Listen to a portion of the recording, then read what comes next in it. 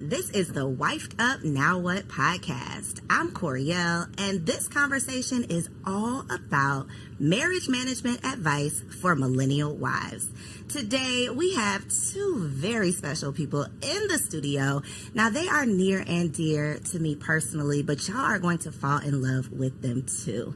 Please welcome to the show, the Foresters. We have Dr. Michael and Lorraine in the building. Good morning. Hey, Good morning. Hello.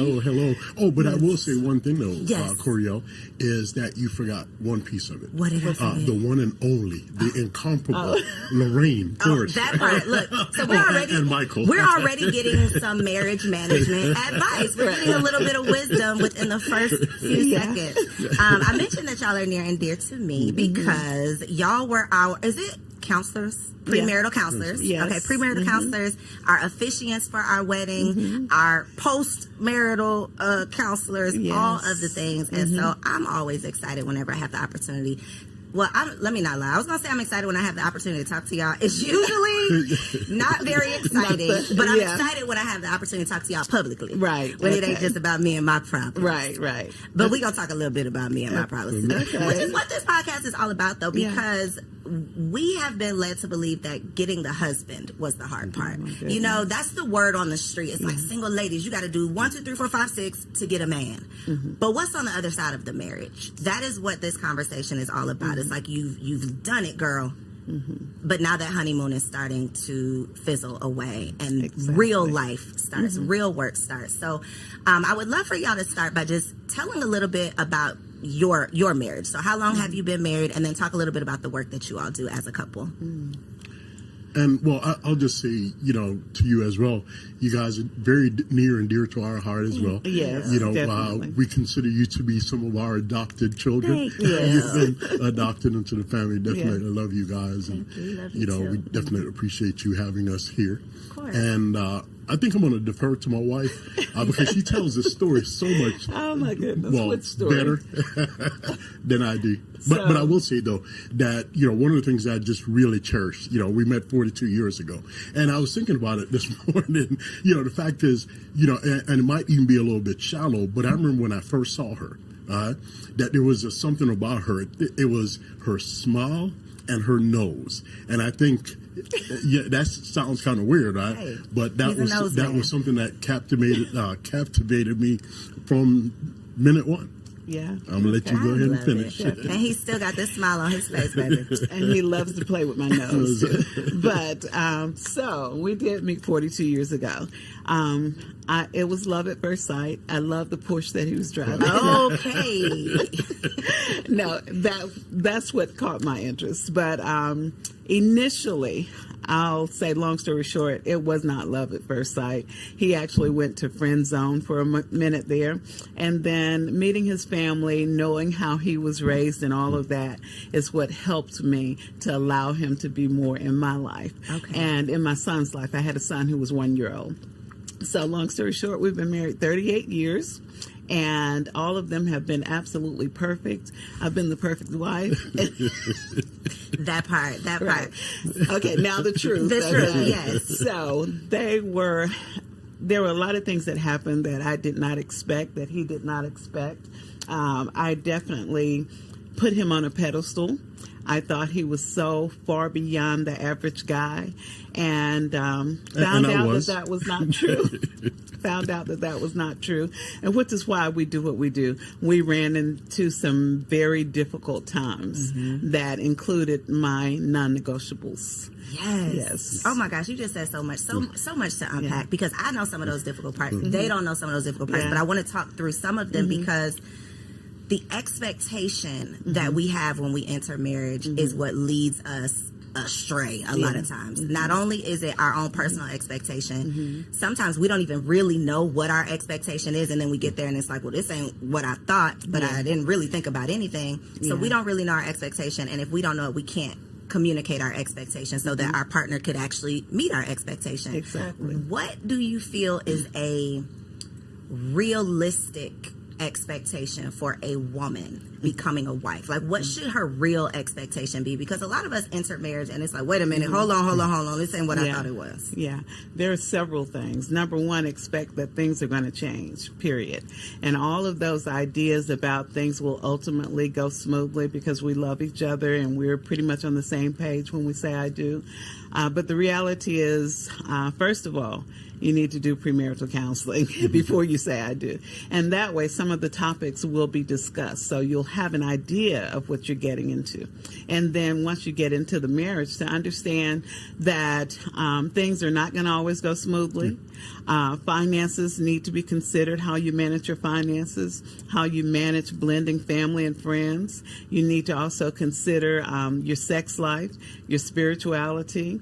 All of those things are things that you have to really think about. What is it, as you said, what is it that I want so I can communicate to my mate what I want and they'll understand it. So you mentioned something about his family, like seeing his family, and then you're like, okay, he can come on out the friend zone. We can give this a try. I think so often we overlook not just how your family is showing up. Like you go around and it's like, oh, they're cool or they're nice or whatever, but like, how were you raised? What did you witness in your home? What was your experience with relationships or communication or finances? All of those things I think we overlook because we're looking at his Porsche or we're looking at, what social media tells us is important, and then we're forgetting about the real things that are going to matter once the marriage truly begins.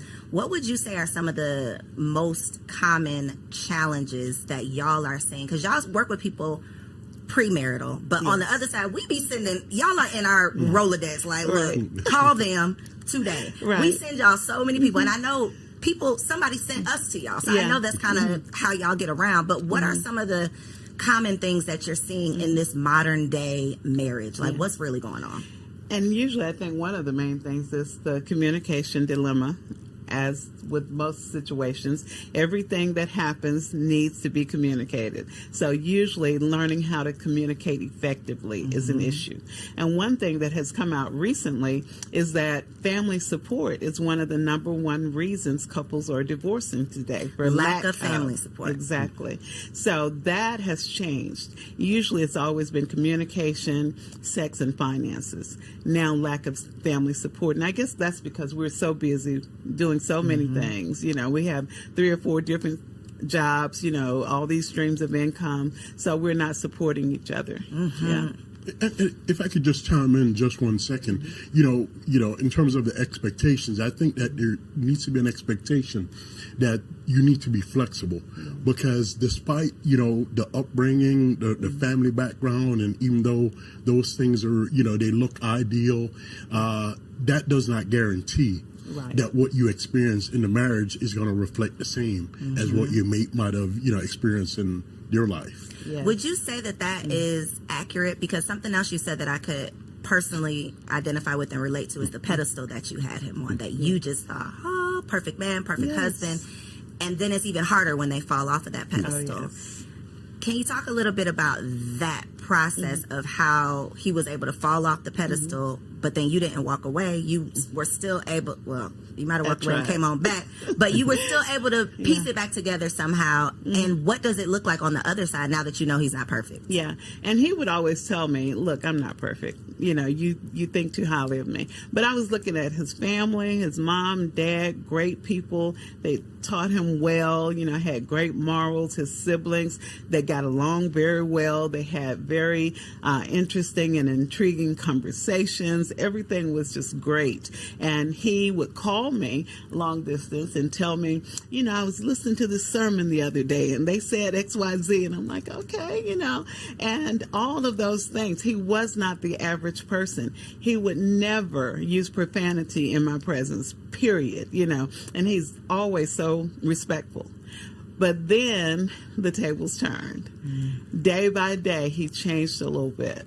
And I think sometimes we kind of acclimate to the environment. So maybe the friends changed. I'm not saying it was on them. It was in him. But I could see a change. But they create an environment where it could come on out. Exactly. And so the things changed. Like he would never necessarily curse me, but I would hear the profanity when he's talking to some other people, which surprised me. And then I would see different things change. And ultimately, when I found out that he was for the streets, that was it right there. You found out he was for the streets. Mm-hmm. How did you gather him back out of the streets? You don't have to go into all the details, but nobody walks down the aisle thinking they're going to find out that their husband is for the streets, especially not when they had him up on this pedestal. Yeah. But these are the 40-plus year experiences that we have to hopefully not be prepared for, but at least be aware of. Right. And so one of the things that I did not expect this to ever be this person. I thought that he was a man of great integrity. He was always at home. He went to work. He came home. Everything looked real good. But there were times when I might be at church and he might not feel like going. And then he would go do his thing wherever and be back before I got home from church. So when I did find out that he was for the streets, it was one of my non-negotiables. So I'm like, you out, period. This is done. But he said, I'm sorry. I made a mistake. I didn't mean to do it. I love what you. Does all for the the streets things mean? Can we let's define for the streets, because for the streets could mean I like to go out, hang out. For the streets could mean I like to drink a little bit more than you do. For the streets could mean I like to socialize. Like, what does this for the streets look like? Well, in our situation, me being for the streets was really more about women. He was a hoe. Yeah. He's taking too long. He was. Okay, go ahead. I just had to get that out. But yes, and for me, not alcohol, but drugs was the other portion of it. Yeah. So and it was one of those. Well, yeah. And for me, real drugs, or was it women and weed? Because weed ain't on. No. It was for real me. drugs. It was cocaine. Oh, real drugs. Okay. Which was my second non-negotiable. Holes and hard drugs. No, right. Okay, got it. Yeah. And it was one fueling the other. Did one, led to the next. Yeah. So it was just this perpetual cycle. What would you, looking back at that, because women, we're just speculating about what we think men are thinking about, and can you recall what led to, like, what was the first foot outside? It was ego, really, because to be honest, and this is something when I actually, started, down that road, it was something that was just it was a slow walk. It wasn't something that just all of a sudden, it was, the constant back and forth, the folk making snide remarks or these little suggestive comments. Your wife was? No. In terms of the other person. Oh, the other person. Okay, got you. Just the little suggestive comments, and it was years before something actually happened. So it was definitely a slow walk. And one of the things that I can say is, even though my wife, is the incomparable, the one of a kind, she wasn't exactly perfect. But there was nothing at home that I could say, well, this is my reason or this is my excuse for doing whatever. It was never a situation where, because of what she did, caused me to go there. That's the part that gets us, though, because we be at home cooking the dinner thinking everything is cool, and then we see something, or then we get that feeling in our stomach, or then, and then we find out that he is for the streets, and it's like, but wait a minute, I thought everything was good at home. Yeah. So how is there a way to prepare or prevent, or is it just this is who this person is and this is what we're going to have to go through? I think it has a lot to do with that person and their maturity. Not anything that anybody else can do, but it's where they are, whether they're mature or whether they decide to be a person of integrity. And for me, I had to come to the realization that, especially during that phase of my life, it was, and I'll just kind of go back to the Bible. It says when I was a child, I did as a child. I spake as a child, but when I became a man, I put away childish things. And for me, that was definitely one of those phases where it was me being self-centered, selfish, and, it was that ego thing, So this is a non-negotiable, a deal breaker. It has happened. Both of them. The only two I had. The only two no you had. No drugs, no screwing around. He did both. He did both. What is the next step for you? So the next step for me initially was to get a divorce. So I went, retained an attorney, started making the payments. And then before that, I found out I was pregnant before I completed the payments. So I'm pregnant. Okay. this child needs to understand who their father is. He's not all that terrible. He can do better. So he got back on the track. He's doing everything right. Then I find out again, he's screwing around again. Same person. Yes. Same person. I almost jumped out of this seat. Yes. Okay, go ahead. I'm sorry. So then I started paying the attorney. After a while, stopped the proceedings. He got back on track. Everything was fine. That happened twice. Third time, I said, okay, this is it. And we had some financial problems in there, which caused me to stop paying the attorney. But the third time, we got to court. He signed the divorce papers. I signed the divorce papers. And the attorney was there and shared with the judge what was happening. And the judge said, a sister looked at me and said, I will not grant you a divorce. And I was thinking to myself, where's your boss? Because somebody gonna grant this divorce. Exactly.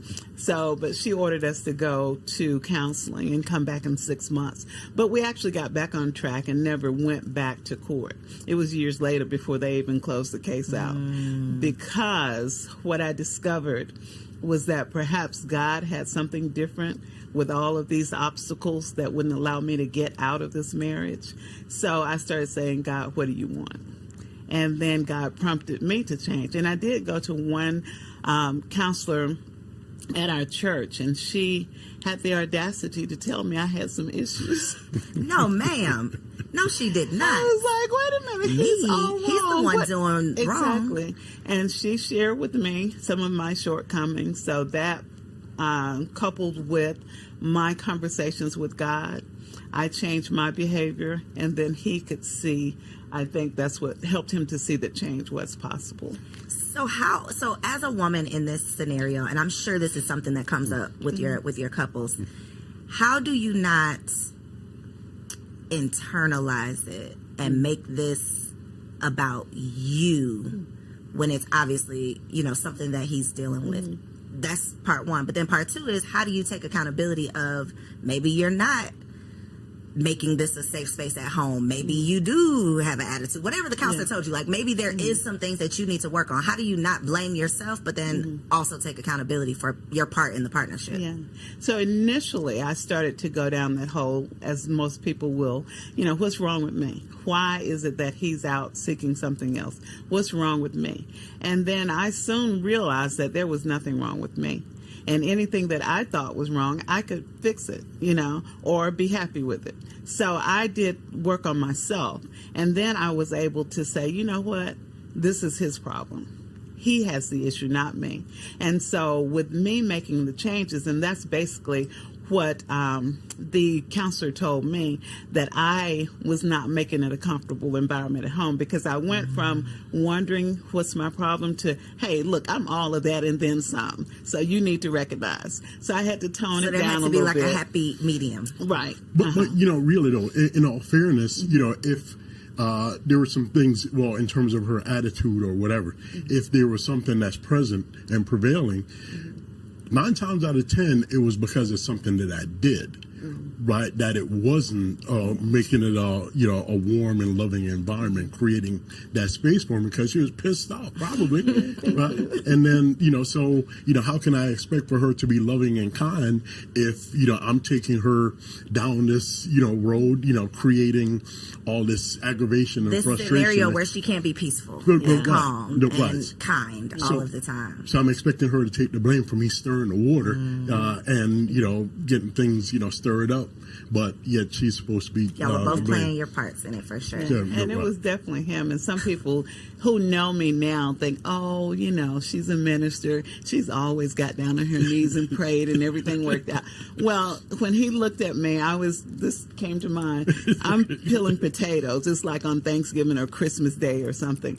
And I said something to him, and he looked at me and said, Psh, get out my face, and turned his back and walked away.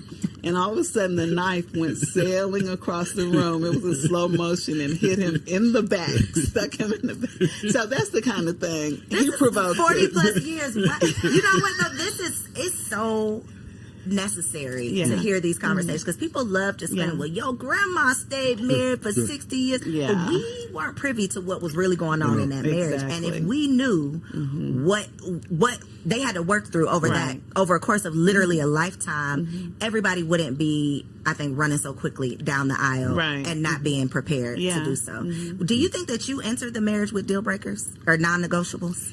You know, I don't really think that I had. Well, I guess maybe I probably would have one, and it would probably be cheating because I know for me, had it been a situation where the shoe was on the other foot, I'd have been out the door. peace out. Out the door. Yeah, I thought, even though it was unspoken. Got you. So when couples sit down on well, not on your couch because I know a lot of it is virtual, but when you are in the presence of couples premarital, how do you advise to handle like deal breakers? Do you advise that you should have deal breakers, non-negotiables, or do you encourage people that you can work through whatever life presents you? So, of course, each situation is different. We do ask them sometimes, you know, do you have deal breakers, and let them listen to what they're saying and what their mate is saying. Many of them who have gotten to the point of really wanting to be married, they'll say things like, okay, I don't know if cheating would be my deal breaker, you know, but drugs would definitely be. And violence, which we definitely ask people to step away from the relationship if there's violence or emotional. But you threw that knife now. Doc, you do that. But that was not on purpose. I didn't get it. It was a reaction. Thank you, babe. It wasn't premeditated, or are you sure it wasn't premeditated? It was not. Everything just went together. It all clicked. Yes. But those things, you know, even with that, I said we have no experience with violence because I don't count that as violence. Ma'am. Now, ma'am. When I did it. Okay, gotcha. We don't count. When I did it. Okay. Or the time that I slapped him. So those things, you know. Sometimes a good slapping. No, we do not condone violence. We don't. We do not. No, fellas. Yeah, but you know, sometimes a little yanking. Yeah. Okay, that's interesting because we've had a conversation around deal breakers, and it's usually the wife who has a laundry list of things that they're not going to deal with, and the husband who's like that one thing, like absolutely not. If you step out, I can't get through it. Yeah. In your experience with couples, though, have you had situations where it's been infidelity on the woman's part and they have been able to work through it? Have you witnessed that? We have. He said no. He started shaking his head real quick. Right. We've seen them try, but ultimately it ends in a divorce. Why do you think that is something, you know, well, I believe that it's really biblical, and I associate it, right? Okay. With what I consider the temple experience, right? The inner court, the outer court, and the temple, right? For most men, they consider, especially if their wife or girlfriend or whatever the case is, have allowed another man to enter into that temple, it is a violation that he is very unlikely to be able to overcome, right? Because for most men, when their wives, you know, are unfaithful, not only is it a physical thing if there is intercourse that happens, right? It's an emotional thing because most women do not engage sexually with someone else unless there's an emotional connection. So for most men, it's really not so much about the physical thing, but that emotional disconnect that caused her to be able to connect with someone else. And for most men, it is one of those insurmountable obstacles. Most men. We have... Can't think of one, huh? I can't even think of one right now. We've had several of them say that they would stay in it and work through it, but usually it turns out very bad and ends in divorce. Of the couples, if you had to just not necessarily give a percentage, but do you see more infidelity on the part of the husband or the wife majority of the time? Most of the time it's the husband. And then we've seen an increase, though, in the wives over the last, I would say, 8 years or so. But definitely the men are still leading. And do you think, or what are some of the, because again, we want to have preventative measures, right? We don't all want to be, I don't want to be slapped in the face and then I got to get myself up and figure it out. Like if there's something that I could do, conversations that I could have, things I could be on the lookout for, ways that I can improve myself to prevent some of these issues, infidelity being one. Are there any things, like, just based on the real people? Because a lot of these podcasts, we just making up stuff, talking about what we would do if I was in this situation, but you haven't been, so what are you talking about? The real people that you've seen, what is the real cause? Like, what is making people step out?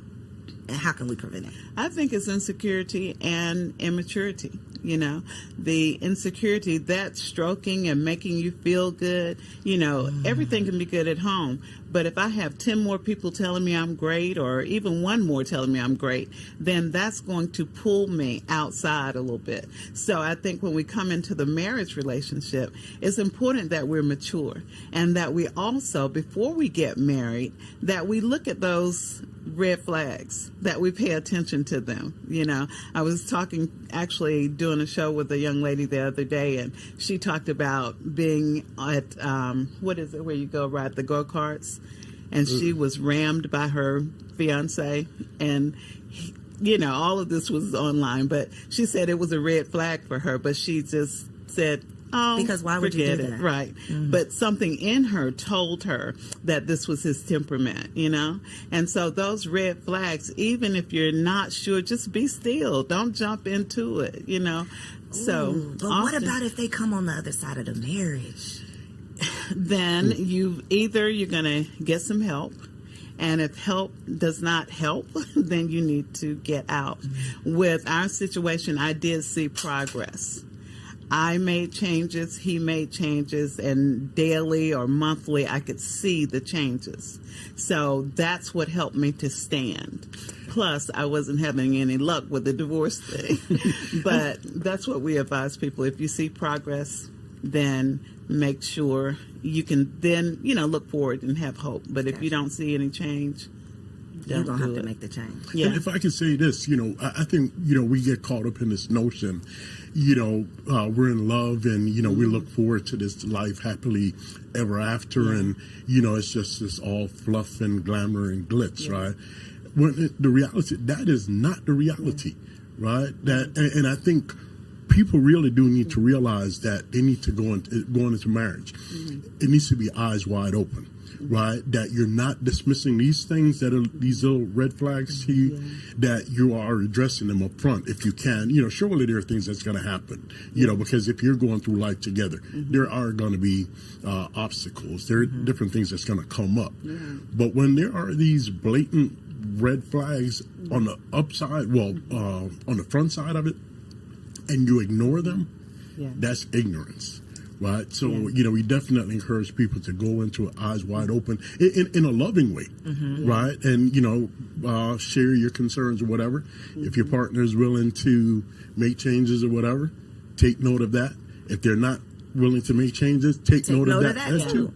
Exactly. Because and I remember this and I'm going to link below when y'all were on Girl Stop Playing, because I remember a part of the conversation was how a lot of times one partner is dragging the other one in, and it's like, well, if they weren't interested in premarital counseling, 9 times out of 10 on the other side of the marriage, they're not going to be willing to sit in and work on and talk through, you know, what it takes. And there's so much that you're going to have to work through and talk about, especially when we start talking about having kids. You know, throwing that into the equation. Marriage is just not all fun and games. I mean, it is not. No. And this is coming from someone who used to heavily promote, girl, I know you want to get married. Let's get this. Let's get together. Let's become wives. Now that I'm a wife, I'm like, sis, it might not be for you, because it's motherhood and marriage. If you are not all in and committed, it's a shit show. Like, it is hard out here. So you talked about communication and intimacy, which, you know, we hear about finances, communication, intimacy. These are the challenges in marriage. One of the conversations that I've had around communication, though, is sometimes the lack of communication. So sometimes it's we don't know how to communicate, but a lot of times on a woman's part, it's I'm going to avoid some of these tough conversations. Talk about the impact that being an avoider can have in your long-term in your marriage. Yeah. And that's just like sweeping something under the rug. You know, eventually it's going to pile up, and then you got a whole lot of stuff under there. So the best case scenario is go ahead and discuss it, but figure out when and how to discuss it. You know, one thing that we recommend that couples determine a specific date or 2 dates out of the month that they're going to have conversations, a check-in period. And that check-in period, then I know and my husband knows that we're going to have some tough conversation. And sometimes it might not be anything, but we still have that on the calendar. And when we do have those tough conversations, we also need to put a time limit on it. When we went through stuff, we would be up like 3 or 4 hours at night talking, you know, but do it about 45 minutes.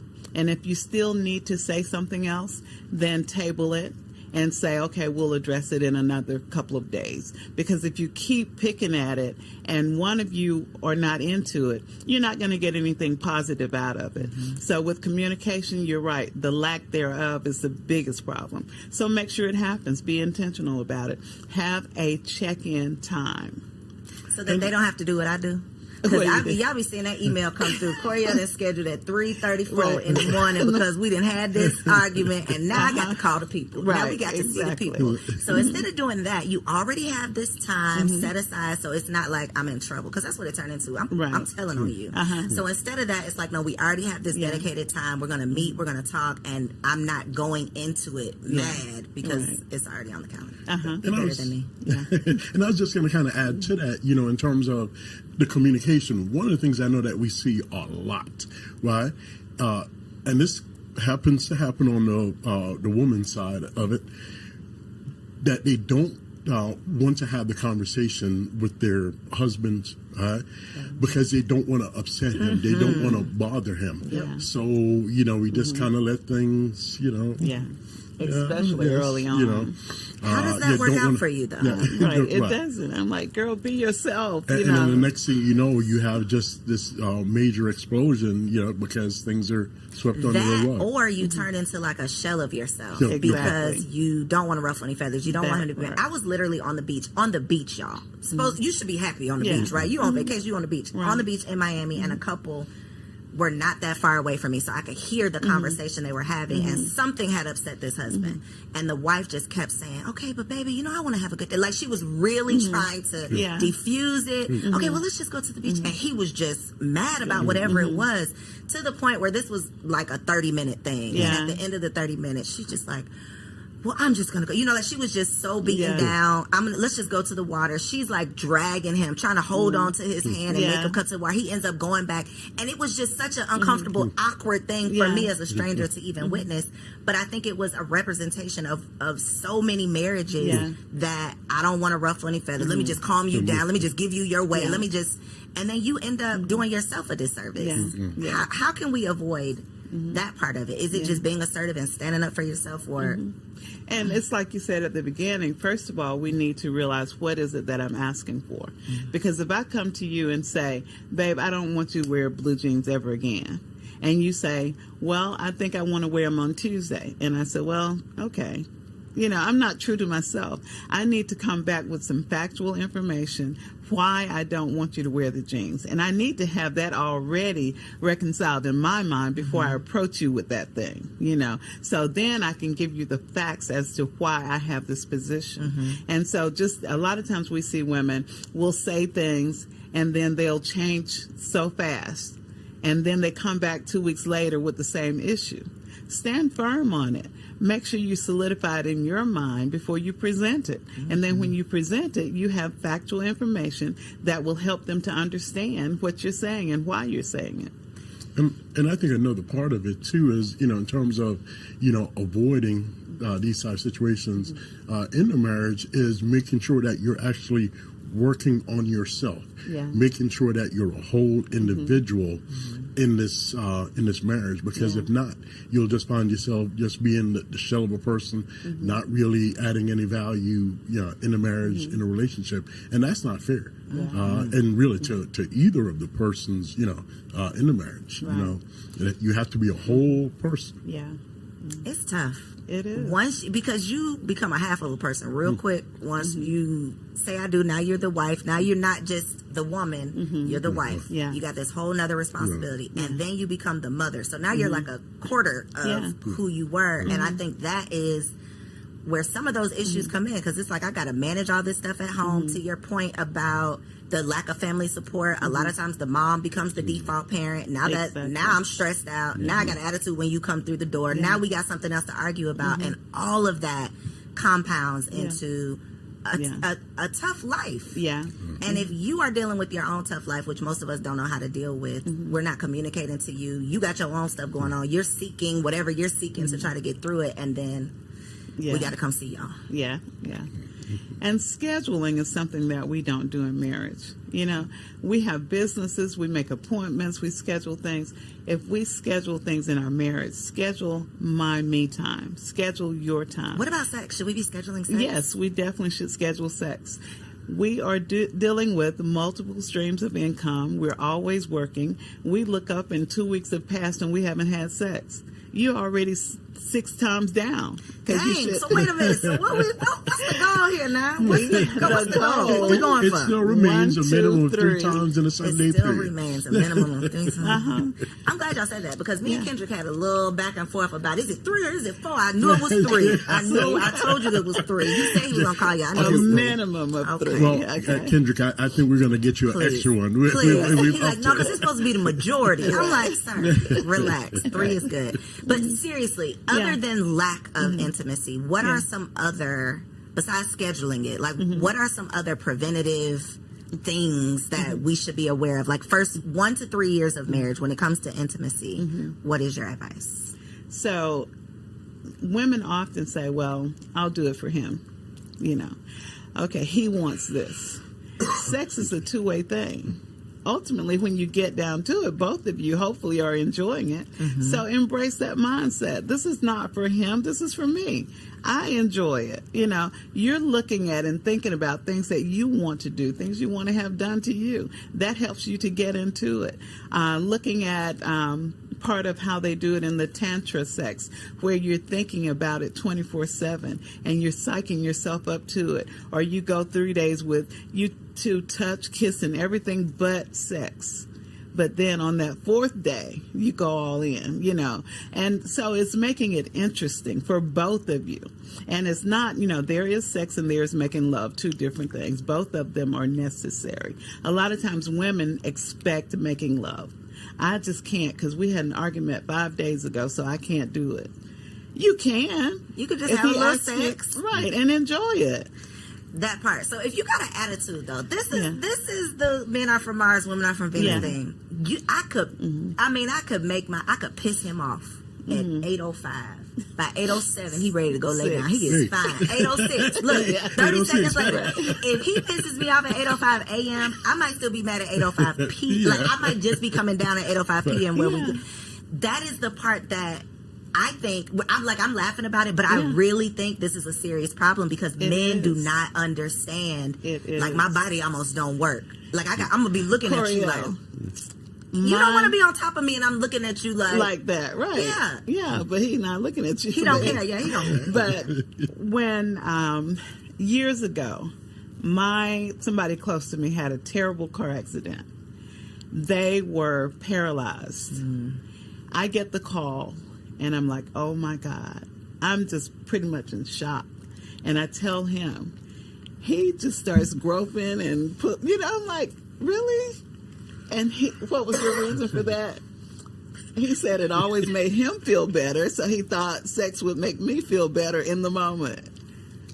I was just trying to play my part, trying to help her get over this situation, trying to put her in a better state of mind. Distract you. Let me get your mind off of that. No. Wow. Yeah. Men y'all are literally from Mars, because what? Yes. Okay. That is thank Thank you for saying that because that represents what men, and I don't want to just say like y'all, but y'all brains are literally different. They are wired different from ours, and so that is a perfect example of. They just can't read the room sometimes. Right. But that was, I believe, at that time and at my stage of maturity, that was a legitimate thing for me, in terms of my thinking that this is how can I help my wife in this moment? And that's what I deflected to. I really appreciate you saying that right now, because for most women, we're like, no, hell no, you are crazy. But he was serious. He was serious. Yeah. Okay. I was very offended. I would have been offended too, but that makes it make sense. Yeah. That y'all literally, it's a totally different thing for y'all versus how it is for us. Okay. So put it on the calendar. Yes. Make it do what it do. Okay. All right. The last segment. Well, and let me say a little bit about that too. I'm not saying to women, just he might have totally disrespected you, and you're supposed to go pull your clothes off and be ready for it. I'm saying he should come back and at least apologize, and you should be able to say, well, we can pick this up 2 days from now. We'll talk about this thing. Let's go ahead you just made me and think reunite. Of yeah. Withholding sex. Talk about that. What comes to mind when I say withholding sex? Because that's a whole thing of like a barter, like a bargaining chip in marriage. Well, let me just start here, and I'm gonna go to the Bible on this one. The Bible says, "Do not withhold from one another, except by mutual consent, and for a predetermined amount of time, so that you don't fall into temptation, because your body no longer only belongs to you, it belongs to your mate." And I'm going to let you go ahead and take it from there. Yes. And that is true. And I have learned that withholding sex is not a good thing, because it really doesn't accomplish anything, but it serves to push the two of you further apart, And the reality is, if he's looking for sex, which most men are not looking to make love, or not always, then he can go and take things in his own hands. He can also go, and that chick who's been looking at him at work, he can go get it anyway, So why not go ahead and do it? It's healthy. Just like if you go walking together, you go running together, having sex helps you in terms of building up your heart rate. It helps you emotionally. It gives you a state of peace, So go ahead and do it. If you want to withhold something, don't fix dinner. Do something else, but don't make yourself do without enjoying sex. And, if I could say this, in terms of men being wired different, I think you did say that word, wired different. Yeah. And it just, came to my mind the fact that for most men we're probably two-way switches, women are three-way switches, and I'll put it like this, because for most men it oftentimes it's just a look or something or a touch that gets us to that point, whereas with women it's three ways. I feel that it's the mind, the heart, and the vagina. If those poles aren't connected, it's not going to happen. So, and I think, we don't want to minimize that part in terms of, saying that, and as we were saying that we shouldn't deprive one another, right? But it does require a little bit more for women. And I think we have to acknowledge that, in terms of for men, that it's not just that on and off switch. And I think those are part of the conversations that have to be had, because as your body changes, as your responsibilities change, as your schedule change, if y'all are not on the same page and committed to the commitment, then I think that could definitely cause some struggles as well. Okay, so we do a segment called Wifey for Lifey. So I want y'all to look in this camera right here, each of you, and just give one piece of advice for a wife in her first year of marriage. Her goal is to be wifey for lifey. She's trying to be 40 plus years in, hopefully more than that. One piece of advice for her to be wifey for lifey right here in this camera. I would say to love yourself. Always make sure you look good, make sure you feel good. People are attracted to confidence, so love yourself. And for me, I would say, remember the covenant. The covenant is really that it's two people entering into an agreement that they're going to achieve a goal, mutual goal together. I love it. Okay, so for the people who need to call y'all, because it's a couple of y'all need to call this camera again and tell them where they can find you online. I know y'all got some events going on, so how can they stay connected with everything y'all got? So definitely you can find us on Instagram. It's ARM, ARM _ Michael and Lorraine. And that's Lorraine with LA because there's nothing low about me. I know that. So Mama knew. Once again, it's ARM _ Michael and Lorraine on Instagram. And then our phone number is 470-403-1584. All right, and we'll make sure that we put all of that in the show notes down below. Thank y'all so much for being here. I know that y'all probably on the floor, your edges sliding back right now. I know. Make sure you share this episode with a friend, though, because these are the necessary conversations that we need to have on the front side so that we don't have to go sitting with them on the back side, okay? Once you start backsliding in your marriage. All right, next segment, our girl TK is here for Wifey Keeps It Spicy. Stick around, and I'll catch you on the next episode. Peace. Hello, ladies. Welcome back to another Wifey Keep It Spicy with your girl, Takesha. I am super excited for this week's little chit chat because, one, I feel like I was a little strong-armed into this conversation. I'm going to be honest, y'all. I be trying my best to drop the jewels, the gems when it comes to being a freak, being nasty, doing all the things, enjoying intimacy with your husband, because why do all that in your single life and then give your man side lazy booty, right? No, we gonna turn up when we get the ring. That's what we really supposed to do. But I felt like I was going to be operating in disobedience if I continued down that path. So here, y'all, real quick, just to let y'all know, if this is your first time watching, we drop all the tea, all the gems, all the jewels when it comes to keeping it spicy as a wife. But this week, and it might be a series. I don't know. Y'all let me know if y'all want to flip this into a series. We're going to shift, right? Because I feel like there's a plethora of things in between the reasons why a woman cannot be as freaky for her man or show up at nighttime when those lights dim. I feel like there's a plethora of reasons why she can't do that. So before I give y'all the gems on buying stripper shoes and getting this toy and putting this pole in your room, we got to talk about something that I feel like is incredibly important and crucial. Now, it might not be for everyone, but it's for someone. Do you know that it is possible to love and enjoy a man, your husband, and not respect him? Do you know that it's possible to love your husband and not respect him? That's the question I ask, sis. Yes, it is a very real thing. And what I found out is that women are so exhausted from overcompensating in every area because their man doesn't step up in these areas that when it comes to that time at night, they like, sis, you're gonna get this little lazy side booty because I feel sorry for you and I'm here and I'm the only one you got, right? You can get into the mode of doing so much all the time and he's doing so little in your mind that you don't even feel like he deserves for you to really pull out the stripper version of yourself or whatever, fill in the blank, the porn star version of you. And so I have to speak on this because I feel like so many women, especially those that have been married for a long time, or some of y'all that done ignored a lot of red flags and you still said, I do, this video is for you. Now, I do think it's possible to regain respect for your man. I don't think all hope is lost, but it's going to take a lot from you. And it's going to take a lot of maturity from you. So listen here, sis, what we are going to do, if you connect with this, if you feel like, girl, I'm doing so much, I'm a professional woman, I had my bag before I got him, especially if y'all got married later in life, you got married in your late 30s, your 40s, you're like, shoot, I'm good, I look good, I can get any man I want, like, God bless you, you done got a trophy, this is good for you, this is for you. Just like your man has to learn leadership and masculinity in a lot of ways, sis, you have to learn submission and femininity too. Because you have been leading your life for so long and you've been making all the decisions, you've been the boss in your company, you've been the leader in your friends group, you've been the smartest. It takes intentionality and aggression to learn the opposite, to learn to fall back, to learn to follow, to be submissive and compassionate and kind.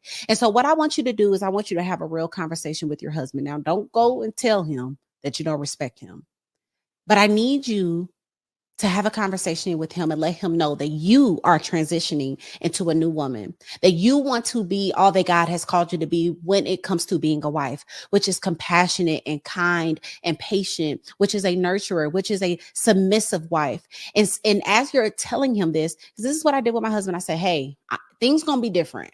Because he wasn't used to it. He was used to me leading in a lot of ways. He was used to me giving him neck. So I had to warn him. I didn't want to just switch up. I'm like, hey, let me let you know I'm transitioning. I'm shifting into this woman. And as I do this, I'm doing this because I trust you. And I know that you are created to be a phenomenal leader. But I must admit, I have been in the way.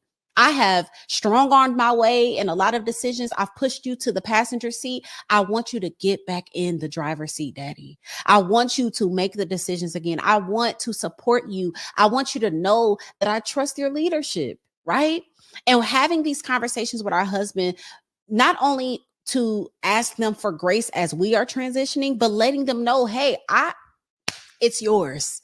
I don't want it anymore. And I promise you, as you see your husband step up more, as you see him making more decisions, as you see him saying, setback, I got this, baby, you're going to want to throw it back at the end of the night. You're going to want to do it well.